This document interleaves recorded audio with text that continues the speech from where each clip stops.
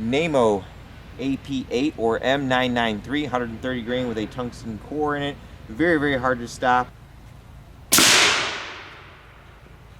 Hey everyone, welcome back to the range. My name is Matt, also the king of armor destruction, the armor wizard. Zap.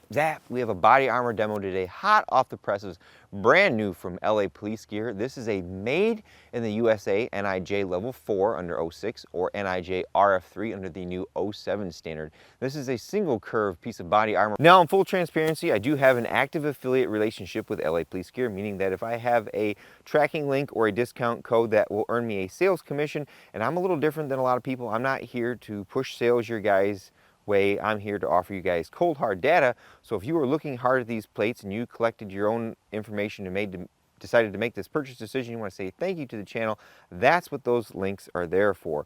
So this is a level 4 plate, meaning it's supposed to stop M2 armor piercing. It is single curve. It's around 950 thousandths thick or 24.13 millimeters. It is 6.925 pounds, rather lightweight for a budget level 4, or 3.141 kilograms. As I mentioned, it is single curve, so we only have that one rolling curve right there. There goes the label on the back side. Normally with a multi-curve, you'd have some curvatures right here. And effectively, that just means it will fit your body type a lot better because we're not a barrel after all. Some people may find a single curve fits better than a multi-curve, but my body type really prefers our multi-curve, and it takes a lot of that weight off of our shoulders. Now, if this is the first time you're viewing my YouTube channel, we do all of our body armor demos completely different than everyone else on YouTube. I'm pretty much over here trying to be a lab, but without being a lab, doing this on the hobby side. Since this is rifle armor, we shoot at 45 feet. We also shoot at 0 degrees because that's worst case scenario.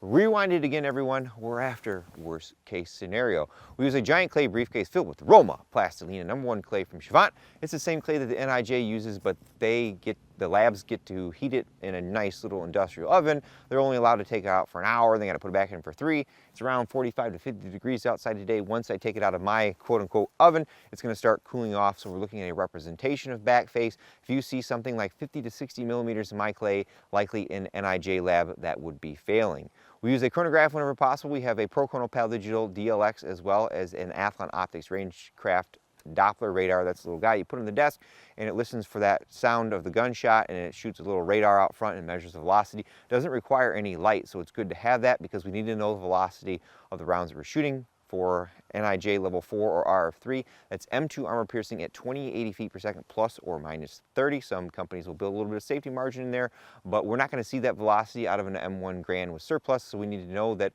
we're getting the velocity that we're stating. Since this armor employs a ceramic strike face per the NIJ 06 and 07 standard, we have a swing arm that we're going to drop each plate on its face 2 times as a preconditioning test. We've done that with 3 out of the 4 plates that we have here. After we've dropped them, we mark each plate with a DT indicating that we've done the drop test. If we do it more than 2 times, we put a parentheses there. Then we do a torque test. That's where we take the opposing edges of the plates and we apply opposing forces to try to listen for any cracks. If we don't hear any, we mark it with a TQ.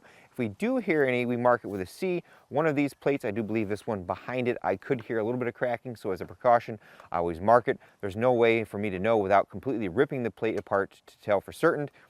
This plate does, from what I can tell, employ a complete edge-to-edge ceramic strike face, meaning that for this 10.5 by 12, so this is very close to the 10 by 12 size that this would be, that ceramic extends all the way out to the edge. Some companies will sell you a lighter plate because they put a foam ring on the face of our plate here, so you're getting less ceramic and less coverage, mainly because the NIJ won't shoot closer than 2 to 3 inches from the edge, so it's a little bit of a gray area, but this, from what I can tell, uses a complete edge-to-edge strike face. And finally, we put a spreadsheet here at the beginning and the end. We kind of foreshadow all the threats that we're going to shoot at them. We mark our velocities and our penetrations, pass-throughs, and in the end we do a tear down to confirm for any additional pass-throughs, and we kind of get to look at the guts of the plates and see how they are constructing them.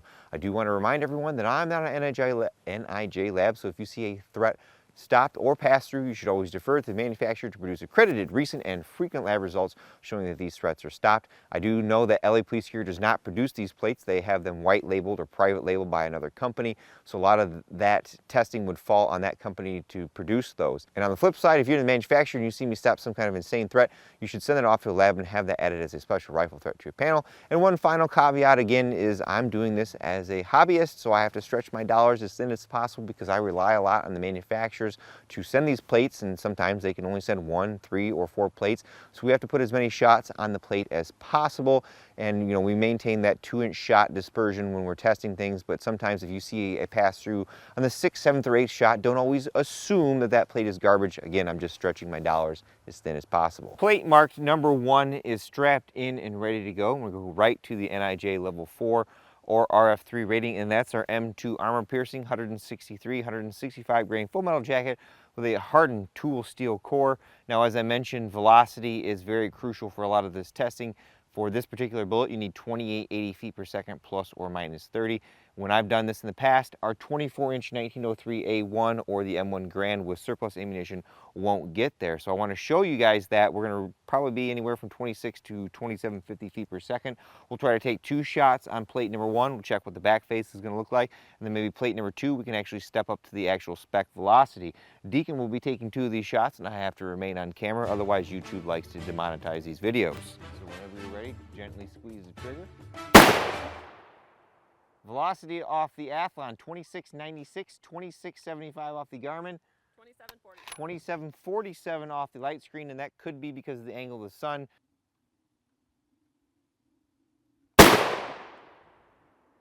2503, 2505, and 2528, so that's the variability of our surplus ammunition. Easy enough. Shot number 1 and then number 2. In the NIJ's eyes, those would be considered fair hits. Now that is a little close to that edge, but we'll count it. Helper hand, place your bets in the comments below. No pass through, folks. Now this clay is nice and toasty warm. We've been heating it up in my little oven down there. So back facing this guy, we're still working on a way to attach this to the outside frame for better numbers. 23 millimeters, so that is acceptable. Again, the velocity spec is down right now on this round. And then that guy up there towards the edge, 30 millimeters. So by the NIJ's eyes, this plate has passed the testing. All right, now it's time to check the multi-hit capability of this plate for NIJ Level 4 and RF3. There is no lesser threat coverage on those plates. It's M2 AP and that's it. So what we're gonna see here is all special rifle threat testing. We have 5.56 NATO, 22-inch TC compass with a Rex Selenium low back pressure can up front. We've got our M193, that's a 55 grain full metal jacket, known for popping steel armor. We've got M855, SS109, 62 grain lead core with a steel penetrating tip, known for popping polyethylene plates. Then we have the king among kings, M855A1, that is the enhanced performance round, copper core with a larger and harder steel penetrating tip. If you're looking for a resupply on your Alpha 1, check out War Pig Armory for all of those needs. 3350 off the Rangecraft, 3361 off the Garmin.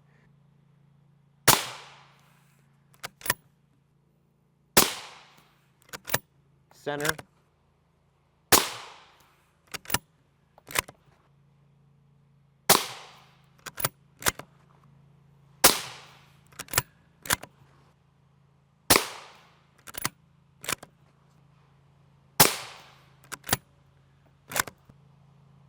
One,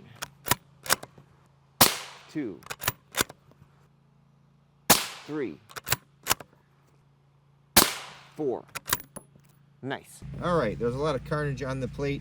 M193 number 1, 2, 3, and then 4. Then the M855 number 1, 2, 3, and 4. Then our Alpha 1 number 1, 2, 3, and 4. Those are considered fair hits. I'm curious what the inside, the backside is going to look like. Place those bets in the comments below.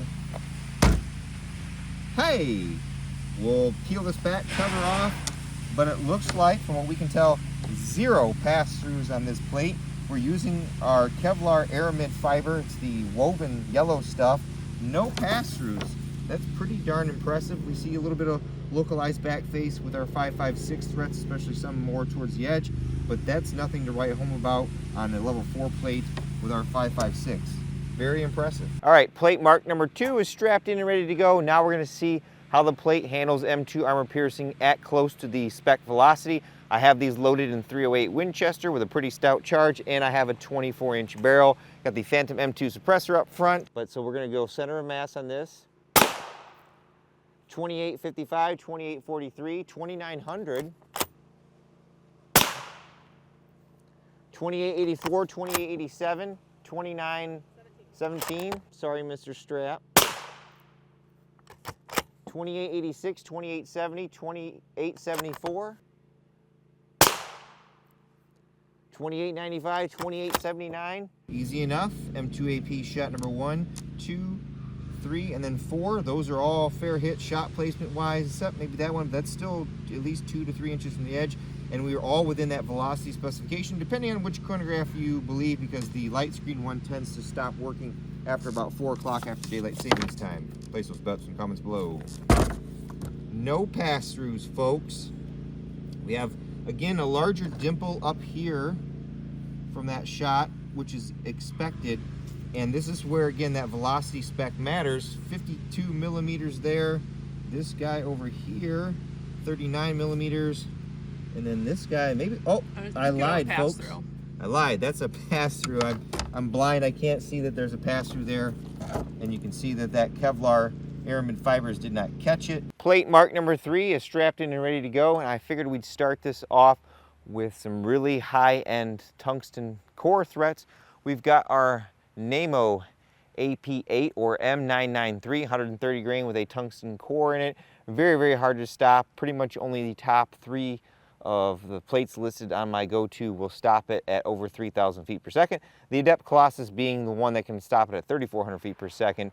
Then we have our VPAM 12. This is 196 grain Swiss PAP. The penetrator is not as large as the M993, but there's a lot more mass behind it, and it's actually rated higher on the European armor standard than M993, but it's like, I think, 2650 feet per second. We've got a 16-inch barrel here, so we're going to simulate quite a bit of range here, and this should be right in the center of the plate.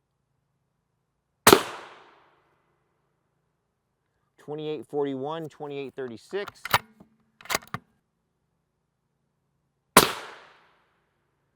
2393, 2375. Before we go look at our results, let's throw the 300 Winch at this. This is our 24-inch BC-8 semi-automatic 300 Winchester Magnum. Just got this back from Bear Creek Arsenal.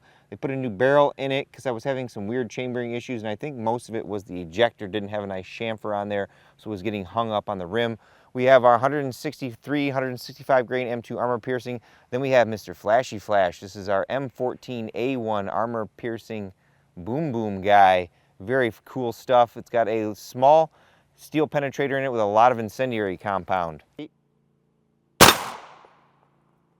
3363, 3372, 3400 off of the light screen. 3273, 3252, and I didn't get a reading off that guy. So much fire, so satisfying. All right, easy enough. M993 shot right there, VPAM right there, Mr. Flashy Flash right there, and the plus P plus right there. Place those bets and comments below. Oh, Raggy. Holy cow. My clay is very mad at me. We have a stoppage from the M993 from the 16-inch, but the VPAM 12 and Mr. Flashy Flash and the plus P plus straight through that guy. You definitely probably are not going to be alive at that point.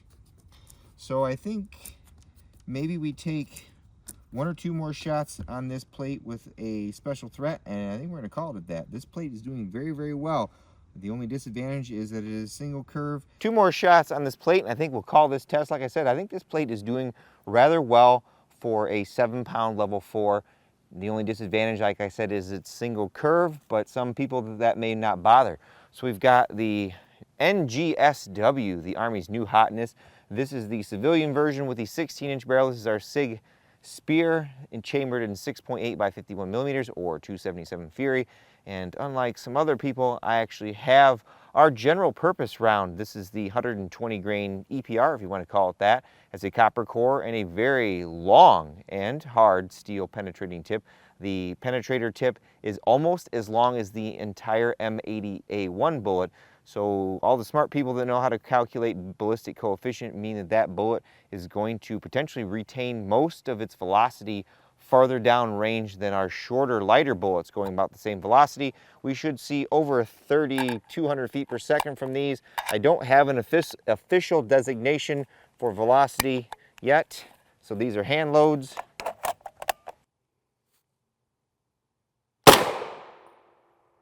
3307 and 3297. And I don't think the light screen's reading at this point because we've lost our sun. And then this guy will be on the right-hand side. 3307 and 3331. Easy enough, shot number one, and then shot number two.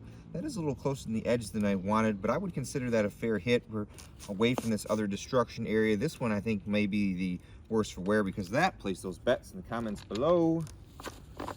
Now bear in mind that is XM1186. There is XM1184, which is the special purpose tungsten round. I don't have access to that yet. Oh, Raggy. We have a pass through from that guy over there, but this guy was actually stopped. I'd have to go back and look at the footage. One of those is the cantilevered version, one of them is not. I don't think that would have any bearing difference-wise on which one is able to pass through or not, and it could just be argued that this is a weaker part of the plate because of that and that shot, but interesting. So pretty much your 6.8 with the GP or SP rounds is a level 4 or higher threat to ensure stoppages. Back face on that one that it did stop was 45 millimeters, so that's right at about the limit. The clay is still pretty warm, but it's getting a little bit colder, so in NIJ calibrated clay, it probably would be failing. Paging Dr. Matt to surgery. Paging Dr. Matt to surgery. Now, for fan favorite, the teardown. That's where you get to look at the guts of these plates and see what they're made of and make some constructive criticism on how I potentially think they could be made a little more resilient. Again, based on experience alone, I don't have any engineering degrees. So here was plate number 3. Confirmed our pass-throughs were the +P plus M2AP, the VPAM 12, the M14 A1 API, as well as that shot of our 6.8. I've said it before and I'll say it again, the harder it is for me to get into your plates, the more they tend to hold up, at least for multi-hit scenarios. And it took me a minute to get this nylon cover off. They're wrapping it kind of like Hesco does and using some good glue on that, and I think that's a good thing. So on the back we have a little bit of foam here. I'm not sure if this is something they use to help cut the sharp edges or any type of blunt face trauma foam because it's rather thin and only around 40 thousandths. Now for our backing material, we're using our Aramid Kevlar woven fiber. So this is known for producing less back face but not being able to catch projectiles that make it through the ceramics. I measured that right around 325 thousandths thick. It is still fairly rigid, so I'm not sure how you press this stuff, but it actually is maintained its shape. Here is our strike face. It is Alumina, the white ceramic. The cool thing about some of these shots is you can see the crack propagation that comes out of when you shoot those projectiles, so you get cracks going elsewhere, or everywhere I should say. I measured that right around 370 thousandths thick. Now, if you noticed in any of the videos today, you didn't see any ceramic fragmentation coming off the front of the plate, and that's because they are using some Kevlar again up front as a laminating layer. I measured that right around 30 thousandths. They just have that taped on there. So that's a very easy to do thing if you want to help control the ceramic fragmentation that comes off the plate, is to put some Kevlar or a laminating layer up front. Good on them. And then we have our good drop face foam. We measured that right around 200 thousandths or 2/10 of an inch thick, and that just helps to keep the ceramic protected from falls. And we actually also have some more of that low density foam on the outer perimeter. And again, that helps from side strikes. That's not the reduced strike face foam that we talk about on some other plates. So this plate is constructed very well. Here was plate number 1. There is not a lot left of the ceramic from all those shots of 5.56, but I did confirm there are no pass-throughs on that. And with all that being said, I'm not going to tear plate number 2 down because pretty much you can see everything that we see here, and we confirm no additional pass-throughs. And with all being said, let's get the heck out of here. Well, folks, what are your thoughts? How well do you think our Made in the USA LAPG Level IV did? I think overall, for being around a 7-pound single curve aluminum strike face plate with our Kevlar backing, it did amazingly well. We were able to contain 12 shots of 5.56 with 2 shots of M2AP on a single plate, and it was only when we stepped up to our more advanced threats, such as our +P plus M2AP, that we were able to get through this plate. We were even able to stop our M993 tungsten core armor piercing round from the 16-inch barrel right around 2,800 feet per second, which is usually hard to do, and I think that equates to maybe 100 to 125 yards down range. Overall, I think this plate was constructed very well. I think the only detraction that I have against against it may be its introductory price and the fact that it is only single curve. Although a single curve is better than a no curve, but a multi-curve plate generally will fit your body the best, and when you're talking long-term wear all day long, those multi-curves help take that weight off of your shoulders. I'm not sure if the manufacturer who private labels these plates for LA Police Gear will have them CPL listed or not, but I think this design is a proven design, and it would go a long way to ensuring quality over time to have these CPL listed, so there is that requirement to have that fit test. With all that being said, it's time for me to get the heck out of here, but at the end of all my videos, I take a moment to thank all those who helped make these possible, because there's a lot that goes into them. Number one is my family. A big thank you to Deacon for pulling the trigger today. He would like to remind you all to like and subscribe these videos to get that algorithm working for us and not against us. Number two are my Patreon and YouTube channel members. I have a campsite in the description below. It's a landing page with different affiliate discount tracking links in there that cost you nothing and they earn me a sales commission. I have one in there for LA Police Gear, so if you have done your own research and you want to pick up these plates or anything else from LA Police Gear and you want to say thank you for the multiple hours that I put into this video, that's what those links are there for.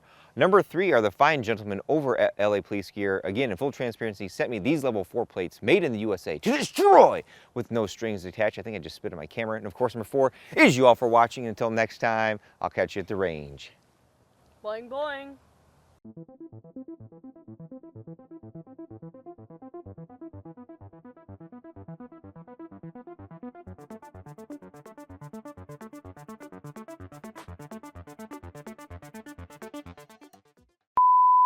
And with all that being said, I'm going to get the heck out of here because it's sunset. But at the end of all my videos, blah, blah, blah, blah, blah.